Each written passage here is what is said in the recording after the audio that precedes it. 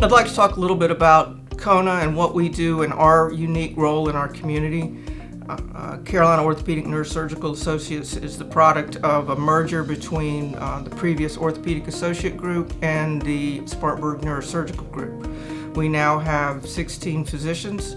We are independent. I always get asked, do you work at Mary Black or do you work at Regional? And the answer is yes, I work at all the hospitals, but we're independent and we're not owned by any hospital. We make all the decisions here within our group.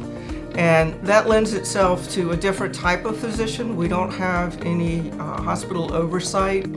We can control the way we want to practice, how we want to practice. We can do it more cost effective. A lot of people don't know that procedures and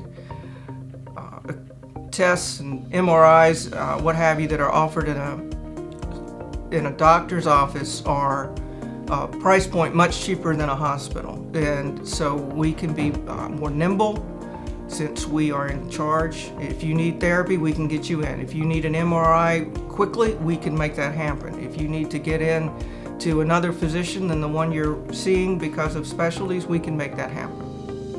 And we all work together as a team. We share our patients tremendously.